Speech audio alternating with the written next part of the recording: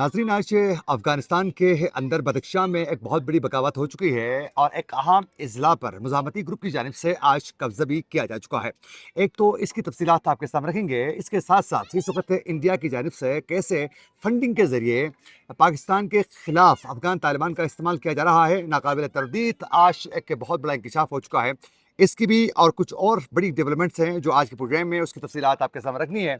आज तारीख है 17 जुलाई 2026 और मैं हूं आपका मेज़बान आकिल हुसैन बाकरी। हमारे चैनल को ज़रूर सब्सक्राइब करें और बेल आइकन क्लिक करके नाज़रीन कमेंट सेक्शन में अपनी राय का इज़हार लाज़मी करें, क्योंकि आप लोगों की जो फीडबैक है वो हमारे लिए बहुत ज़्यादा अहम है। नाज़रीन, आप लोगों को मालूम है कि पाकिस्तान की जानिब से वो बेशक दोहा में होने वाले मुज़ाकरात हो या फिर इस्तांबुल में होने वाले मुज़ाकरात या फिर सऊदी अरब की कोशिश में सिफारती जो कोशिश थी उसमें भी पाकिस्तान की जानिब से ये वाज़ेह अल्फाज में कहा गया था कि अफ़गान तालिबान से पाकिस्तान ने एक ही डिमांड किया था कि आपकी सरज़मीन जो पाकिस्तान के ख़िलाफ़ इस्तेमाल हो रही है, बस आप वो इस्तेमाल होना न दे दें, हम आपके साथ ताल्लुकात वापस बहाल करना चाहते हैं। और फिर चीन की जानिब से औरमची में होने वाले मुज़ाकरात में भी पाकिस्तान ने वहीं एक ही मुतालिबा रखा कि अफ़गानिस्तान की सरज़मीन जो पाकिस्तान के ख़िलाफ़ इस्तेमाल हो रही है उसको रोका जाए, हम उनके साथ ताल्लुकात बेहतर बनाना चाहते हैं। लेकिन अफ़गान तालिबान ने ज़बानी तो वादे किए, लेकिन अमली तौर पर रिटर्न में देने के लिए तैयार नहीं हुए। उसके बाद है जो मुज़ाकरात की कोशिश करने वाले ममालिक थे दोहा में और फिर इस्तांबुल में, फिर सऊदी अरब की जानिब से, चीन की जानिब से और औरमची में होने वाले मुज़ाकरात, उन सब में तमाम ममालिक जो हैं वो अफ़गान तालिबान के इस रवैये की वजह से नाला हुए और फिर वो मायूस होकर मुज़ाकराती अमल जो है मुकम्मल तौर पर जो है इस वक्त क्लोज हो चुका है।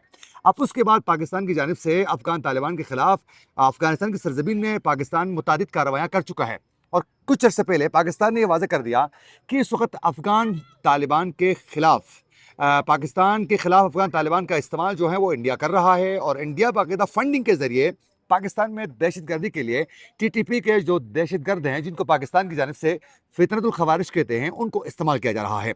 ये तो पाकिस्तान का मौक़िफ़ था। लेकिन आज नाज़रीन, आज अफ़गानिस्तान के साबिक़ जो आर्मी चीफ थे समी सादात ने आज ये इंकशाफ किया है, इंतहाई संगीन किस्म का इंकशाफ। उन्होंने कहा है कि भारत पाकिस्तान के अंदर दहशतगर्दाना सरगर्मियों को हवा देने के लिए अफ़गान तालिबान को बाकायदा इस वक्त फंडिंग जो है वो कर रहा है। ये कौन कह रहा है? अफ़गानिस्तान के साबिक़ आर्मी चीफ समी सादात की जानिब से ये इंकशाफ किया गया है। अब उसके साथ साथ साबिक अफगान जर्नल ने यह भी इल्ज़ाम आयद कर दिया है कि भारत अफगान तालिबान और तहरीक तालिबान यानी टीटीपी को बाकायदा पाकिस्तान में कार्रवाइयों के लिए मज़मूम तरीके से मकासद अपने हासिल करने के लिए बतौर प्रॉक्सी इस वक्त उनका इस्तेमाल किया जा रहा है।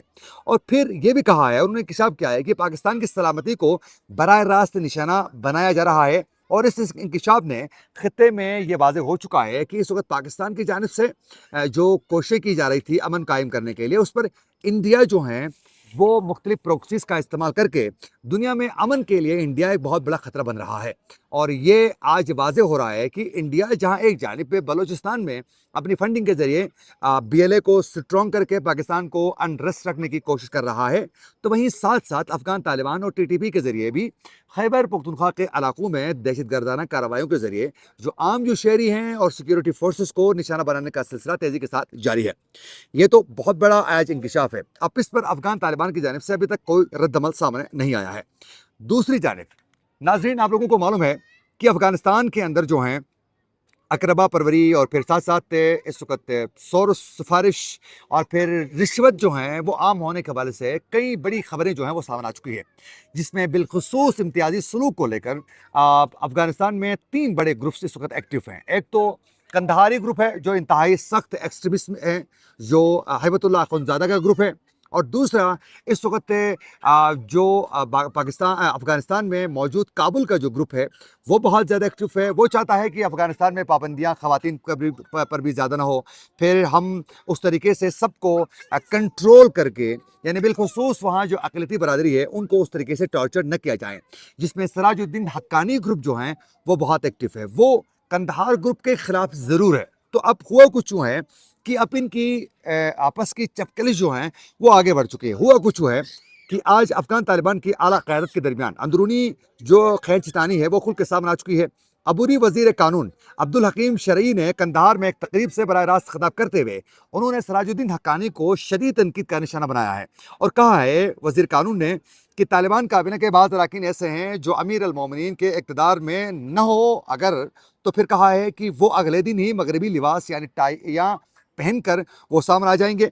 और उन्होंने उन वज़रा को आड़े हाथों लेते हुए ये भी कहा है कि वो बीमार जो जंगजू हैं उनकी अयादत करने के बजाय वो तो क्रिकेटर जो शख्सियात हैं उनसे मिलते हैं। अब हुआ कुछ यूँ था कि जे सराजुद्दीन हक्कानी जो हैं वो हालिया जो क्रिकेटर्स थे उनसे उनकी मुलाकात हो चुकी थी, उसी के तनाजुर में ये उनको निशाना बना रहे थे। तो यूँ इस वक्त अफगानिस्तान के अंदर कंदहारी जो ग्रुप है, जो हैबतुल्लाह अखुंज़ादा के करीब जो ग्रुप है, वो काबुल में बैठा हुआ जो सराजुद्दीन हक्कानी है उस ग्रुप को वो निशाना बनाते हैं तनकीद करके।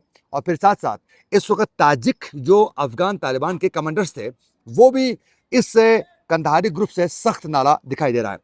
अब ज़रा बदख्शां की खबर आपके मैं सामने रखना चाहूँगा। हुआ कुछ यूँ है नाज़रीन, आज की बदख्शां में आप लोगों को मालूम है कि मुख्तलिफ मुज़ाहमती ग्रुप्स एक्टिव हैं। उसकी वजह क्या है? बदख्शां में जो इस वक्त सोने की जो कानें हैं और जो वसाइल हैं उस पर अफ़गान तालिबान अपना कंट्रोल हासिल करना चाहते हैं, जिस पर जो ताजिक कमांडर्स हैं उनका कहना है कि हमें एतमाद में लिए बगैर, अवाम को एतमाद में लिए बगैर हम आपको उस तरीके से कंट्रोल हासिल करना नहीं देंगे। अब वो कुछ यूँ है कि बदख्शां के अंदर अफ़गान तालिबान के जाबिराना निज़ाम के खिलाफ मुसलम मुज़ाहिमत ज़ोर पकड़ने लगी है और सब बदख्शां में तालिबान मुखालिफ ग्रुप ने कामयाब कार्रवाई करते हुए अस्करत पसंदों ने ज़िला याफ्तल जो ज़िला याफ्तल था वहाँ मुकम्मल तौर पर कंट्रोल वो हासिल कर चुके हैं।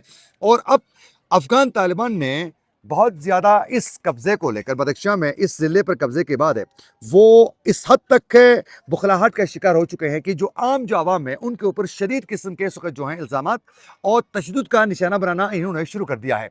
अब ज़रा एक खबर और भी आपके सामने रखना चाहूँगा कि जो पाकिस्तान में अचानक कार्रवाई तेज़ क्यों हुई है, उसकी रीज़न ये बनी है कि अफ़गान तालिबान ने टीटीपी को ये बोला है कि पाकिस्तान में आप एक काम करें कि कहीं भी आप अपना कंट्रोल हासिल करें, यानी किसी ज़िले में, किसी यूनियन में यानी केपी के किसी एरिया में आप अपना कंट्रोल हासिल करें और एक ज़िले में, यूनियन में, तहसील में अपना कंट्रोल हासिल करके आप अपने कंट्रोल में रखें उस एरिया को। क्योंकि दुनिया के सामने पाकिस्तान हमारे ऊपर इल्ज़ाम लगा रहा है कि हम आपको सरज़मीन छोड़ रहे हैं, हमारी अफ़गानिस्तान की सरज़मीन इस्तेमाल हो रही है, तो हमें फेस सेविंग चाहिए। तो आप अफ़गानिस्तान में रहने के बजाय पाकिस्तान में कोई जगह पर कब्ज़ा कर लें, तहसील पर, तो वो इसलिए कार्रवाइयाँ तेज़ कर रहे हैं। लेकिन पाकिस्तान इस वक्त अपनी फ़िज़ाई कार्रवाइयों के ज़रिए भी इसको मुमकिन बनाने नहीं दे रहा है। लेकिन ये भी एक तल्ख़ हकीकत है कि इस वक्त बलूचिस्तान में हालात बहुत ज़्यादा कशीदा हैं। पुलिस एहलकारों को बेदर्दी के साथ शहीद किया जा रहा है। और एक बड़ी खबर ये है कि बलूचिस्तान के अंदर कई इस वक्त सिक्योरिटी के जवानों को शहीद किया गया है, लेकिन वो खबर अभी भी पाकिस्तानी मीडिया में नज़र नहीं आ रही है। इसी तरह केपी में कई एरियाज ऐसे हैं जहाँ टीटीपी के जो दहशतगर्द हैं वो दंदनाते हुए रात को फिरते हैं। शाम होते हुए आज भी खैबर पुख्तूनख्वा के कई इलाके ऐसे हैं, नॉर्थ वज़ीरिस्तान में, फिर शुमाली वज़ीरिस्तान के मुख्तलिफ इलाकों में, कुरम के एरिया पर, लकी मरवत के एरिया पर, इसी तरह बनू के एरिया पर, कि शाम होते हुए आम शहरी घरों से बाहर निकल नहीं सकते हैं।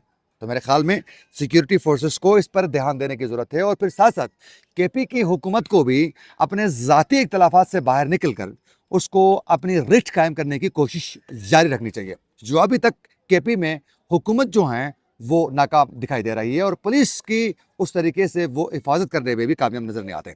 ये थे कुछ डेवलपमेंट्स जो हम अब तक पहुँचाना चाह रहे थे। इसी के साथ अपने मेज़बान आकिर हुसैन बाकरी को दीजिए इजाज़त।